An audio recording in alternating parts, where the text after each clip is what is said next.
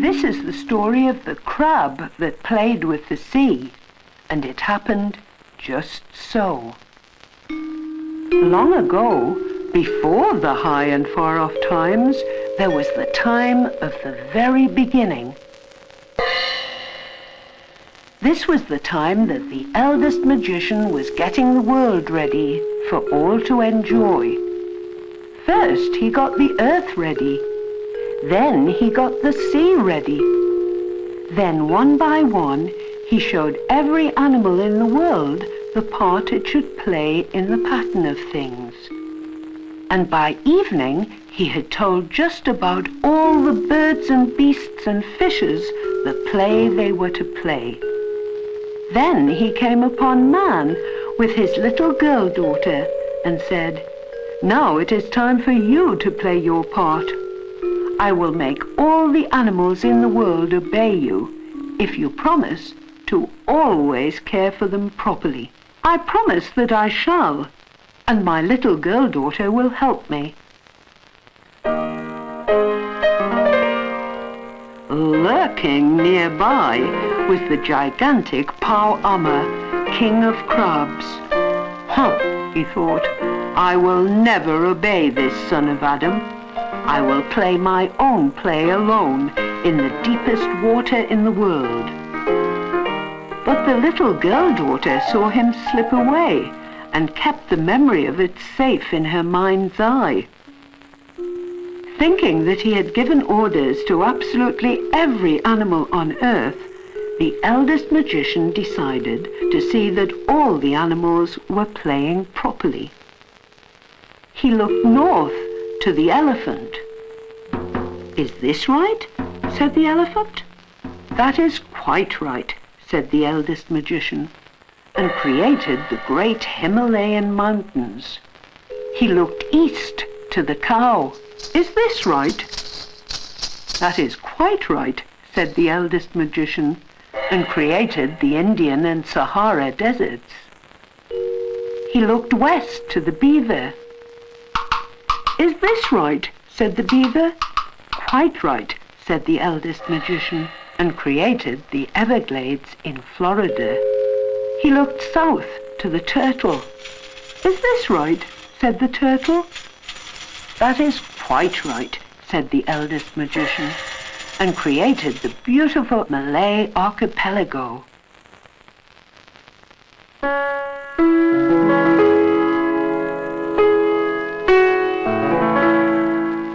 "Ho, son of Adam, are all the animals obedient to you?" "Yes," said the man. "And are you taking care of them?" "Yes," said the man. "Is all the earth obedient to you?" "Yes," said the man. "Is all the sea obedient to you?" "No," said the man. "Once a day and once a night, the sea runs up the Perak River, causing much harm and alarm. And once a day and once a night, the river runs back down to the sea, leaving death and destruction." "Really? Well, this is a very bad thing. Somebody is playing with the sea. Who dares to disobey my commands?" Then all the birds and beasts and fishes said, "Not us, eldest magician. We play the plays you taught us, but none of us would ever play with the sea." "Ho, fisher of the moon," boomed the eldest magician. "Are you playing with the sea?" "No," said the fisherman.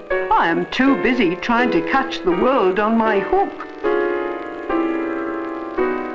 "And you, rat of the moon, are you playing with the sea?" "No," said the rat. "I'm too busy trying to bite through the line of this old fisherman." Then the little girl daughter said, "At the time of the very beginning, I saw one beast who went away naughtily into the sea before you had taught him his play. He was huge and round, with strong armor upon his back. His eyes grew on stalks, and he walked sideways like this. "Ah, wisest of humans," said the eldest magician. "I think it's time we talked to Powammer. Come out, Powammer, and explain what you have been doing." "Go away! I'm doing no harm. Once a day and once a night I go out to look for food. Once a day and once a night I return. Surely that is of no consequence." "Look," said the magician, "your movements are of great consequence. When you go out, the waters of the sea sink, and the rivers shrink back from the shores. When you come back, the waters of the sea rise and flood the land, causing much harm and alarm." "Ho, ho," said Powammer. "I never knew I was so important. In future I will go out 7 times a day, and the water shall never be still." And the eldest magician grew angry. "You know that I cannot force you to play properly, because you escaped me at the very beginning. However, I could make a bargain with you, so come up and face me, unless you are afraid, of course." "I am the most important creature in the world. Tell me of your bargain." "Attend closely," said the eldest magician, "for the first part begins like this." "Oh no!" gasped Powammer. "Without my hard shell I am not important at all. I am so soft that everyone from sharks to dogfish will try to eat me. And I am so big that the only place to hide is in the deepest water at the heart of the sea. Oh, please, please tell me the rest of your bargain." "Well, I could make every hole and bunch of weed a safe place for you to hide. I could make the dry land a safe place for you to scuttle around in," said the man. "I could give you these golden scissors so that you could hunt for food and defend yourself." "That is all very well," said the not-so-important King Crab. "But without my hard shell, all these things are of no use to me. Tell me what I must do as my part of the bargain." "You must accept your shell back again," said the magician. "But this time it will remain hard for only 11 months of the year. During the 12th month, it will go all soft as it is now, to remind you that I am the all-powerful maker of the world, and you are only a crab, and should play your part along with everyone else." "Well, that all sounds fair enough," said Powammer. "I shall keep my side of the bargain and accept my shell back again. And we," smiled the magician, "will keep our side of the bargain too." Then the tiny Powammer, smallest of all king crabs, said, "I can hide in the seaweed. I can breathe the fresh air. I can crack nuts." "That was well done," said the man.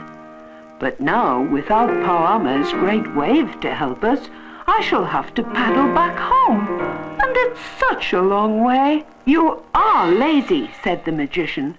"So you and your children's children will always be called Malazy, the lazy people. But I owe your little girl daughter a kindness. So, fisherman, pull this lazy man's canoe home with your line." "Was that right?" said the fisherman. "That was quite right," said the eldest magician.